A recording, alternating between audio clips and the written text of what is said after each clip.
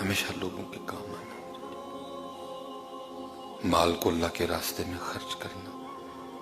اور قربان جاؤں جناب صدیق اکبر رضی اللہ تعالیٰ عنہ سارا کچھ لے کے حاضر خدمت ہوئے. پوچھا ابو بکر، اللہ حضور کو سارا ہی پتا تھا، پھر بھی پوچھا ابو بکر کیا چھوڑا، کیا لائے؟ عرض کی محبوب جو تھا لا کے پیش کر دیا. تو فرمایا گھر والوں کی چھوڑ کے آیا؟ فرمایا اللہ اور اللہ کا رسول چھوڑ آیا ہیں.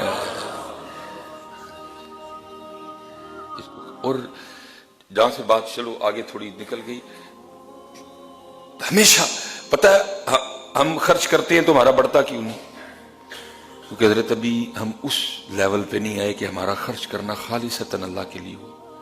کیونکہ جب ہم خرچ کرتے ہیں تو کہیں نہ کہیں یہ لوگ موجود ہوتے ہیں، دل میں خیال ہوتا ہے کہ لوگوں کو پتہ لگے کہ میں نے خرچ کیا ہے، لوگ جانیں تاکہ میری تعریف ہو. حضرت ابھی ہم لوگوں میں پھنسے ہوئے ہیں. جس دن ہم لوگوں سے نکل گئے اور ہم نے خالصتاً اس کے لیے خرچ کرنا شروع کر دیا، تو بھائی جہاں نبی علیہ السلام فرما رہے ہیں کہ بڑھے گا بڑھے گا بڑھے گا، پھر کون روک سکتا ہے بڑھنے سے؟ حضرت لیکن ابھی ہم کہیں نہ کہیں لوگوں میں پھنسے ہوئے ہیں. حضرت یہ وَمِمَّا رَزَقْنَاهُمْ يُنْفِقُونَ کی تفسیر میں لکھا ہوا ہے، کوئی نبی تھے اللہ کے علیہ السلام، ان کو وحی آئی کہ آپ کے جو فلاں امتی ہے نا ان کے لیے آدھی زندگی امیری رہے گی، آدھی زندگی فقیری رہے گی. لیکن یہ ہے کہ ہم نے آپ کے امتی کو اختیار دے دیا ہے، چاہے پہلے ہم سے فقیری مانگ لے چاہے پہلے ہم سے امیری مانگ لے. اللہ کے نبی علیہ السلام نے اپنے اس امتی کو بلایا اور بلا کے آپ نے فرمایا بھائی تیرے بارے میں اللہ کا یہ حکم آیا ہے، آدھی زندگی امیری میں گزرے گی، آدھی زندگی غریبی میں گزرے گی.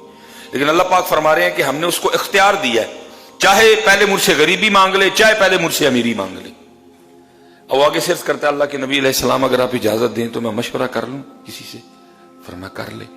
وہ گھر آیا اور آ کے اپنی بیوی کو کہنے لگا کہ اللہ کے نبی علیہ السلام فرما رہے ہیں کہ اللہ نے ہمارے لیے یہ حکم دیا کہ آدھی زندگی امیری میں گزرے گی آدھی زندگی فقیری میں گزرے گی. لیکن یہ ہے کہ اللہ نے ہمیں اختیار دے دیا ہے، چاہے پہلے امیری مانگ لو امیری آ جائے گی، لیکن پھر آدھی فقیری میں گزرے گی، چاہے پہلے فقیری مانگ لو فقیری آ جائے گی، آدھی پھر اس کے بعد امیری میں گزرے. اب تو بتا تو کیا کہتی ہے، امیری مانگوں یا فقیری مانگوں؟ اس نے کہا تو کیا کہتا ہے؟ وہ کہنے لگا پہلے فقیری مانگ لیتے ہیں، غریبی اس آس پہ کاٹی جائے گی کہ چلو آگے امیری بھی تو آنی ہے نا، لیکن پہلے امیری اگر مانگ لیں گے تو بعد میں فقیری بڑا مشکل کام ہے. پراٹھے کھانے کی عادت پڑی ہو سوکیاں نہیں کھائی جاتی. اس نے کہا نہیں، تو اللہ کے نبی علیہ السلام کی بارگاہ میں جا کے عرض کر کہ اللہ کے نبی ہمارے لیے دعا فرما دیں کہ پہلے امیری. اس نے کہا اللہ دی بندی بڑا مشکل ہے، امیری کے بعد فقیری دیکھنا. پراٹھے کھانے کی عادت پڑی ہو چوپڑیاں کھانے کی عادت پڑی ہو کہاں سے سوکیاں کھائی جائیں گی؟ نہیں مشکل ہے. اس نے کہا نہیں، تو دعا جا. وہ گیا اللہ کے نبی علیہ السلام کی بارگاہ میں جا کے عرض کی اللہ کی بارگاہ میں ہمارے لیے دعا کر دیں کہ پہلے امیری بس پھر امیری. اب دیکھیں نا حضرت یہ جو سامنے آپ بیل دیکھ رہے ہیں اس پہ کوئی پتہ نہیں ہے، لیکن حضرت جب اس کا آرڈر آنا ہے نا تو آپ کو سمجھ نہیں آنی اس بیل نے کیسے پتوں سے بھر جانا ہے. حضرت ہے کوئی مزدور نہیں آئے گا پتے لگانے، کوئی فیکٹری کی گاڑی نہیں آئے گی، کوئی اس کو آ کے پہلے انجینئر چیک نہیں کرے گا، کچھ بھی نہیں ہوگا، کوئی سیڑھی نہیں لگے گی، کچھ بھی نہیں ہوگا. بس کیا ہوگا، انما امرہ اذا اراد شیئا ان یقول لہ کن فیکون.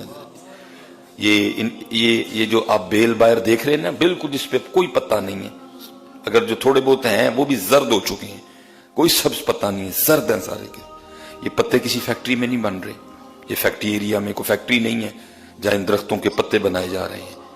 اور اب جناب تیاری ہو رہی ہے کہ ان قریب باہر آنے والی ہے مارچ میں اپریل میں، تو جی بھائی مزدور ہائر کرو، ایک ایڈ دے دو بھائی اربوں کی تعداد میں درخت ہیں، بندے درکار ہیں، پتے لگانے ہیں ان کو. کچھ بھی نہیں ہوگا. کیا ہوگا، انما امرہ اذا اراد شیئا ان یقول لہ کن فیکون.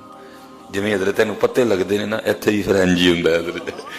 جب وہ دیتا پھر سمجھ ہی نہیں آتی آتا کہاں سے ہے حضرت. پھر آیا حضرت جی امیری آ گئی. اس بیوی نے جس نے مشورہ دیا تھا کہ پہلے امیری مانگ، اس نے کہا اب تو اگر چاہتا ہے نا کہ تیری امیری قائم رہے تو پھر ایک کام کرنا، اگر ایک چادر اپنے لیے خریدے نا تو کسی غریب کے لیے بھی خریدنا ہے، اگر کوئی جوڑا اپنے لیے خریدے نا تو کسی غریب کے لیے بھی خریدنا، جو اپنے گھر میں پکائے اس میں سے کسی غریب کو بھی حصہ دینا، تیری امیری کو کچھ بھی نہیں ہوگا۔ اللہ کے نبی علیہ السلام کا گزر ہوا، دیکھتے کیا ہے، ریل پیل ہے جی، لیکن وقت جو ہے نا وہ فقیری کا شروع ہو چکا ہے۔ اللہ کے نبی علیہ السلام نے اس بندے کو بلوایا، آپ نے فرمایا تیرا فقیری کا وقت شروع ہو چکا ہے، لیکن یہاں تو ریل فیل ہے، یہ کیا وجہ ہوئی؟ وہ آگے سے عرض کرتا ہے اللہ کے نبی بس اتنا کیا، جو اپنے لیے خریدا نا وہ کسی غریب کے لیے بھی خریدا ہے، جو خود کھایا وہ کسی غریب کو بھی کھلایا۔ آپ نے فرمایا بس یہ تیری سخاوت کی برکت ہے کہ وقت تو تیری فقیری کا شروع ہو چکا ہے لیکن اب بھی تیری امیری چل رہی ہے۔ اپنے اللہ کے لیے خرچ کرنا اور کوشش کرنا جتنا چھپا کے خرچ کر سکو اتنا چھپا کے کرنا۔ کسی کو کیونکہ کہا گیا ہے بہترین صدقہ وہ ہے جو دائیں ہاتھ سے دیا جائے بائیں کو بھی پتہ نہ چلے، بہترین صدقہ وہ ہے جو دائیں ہاتھ سے دیا جائے بائیں کو بھی خبر نہ ہو۔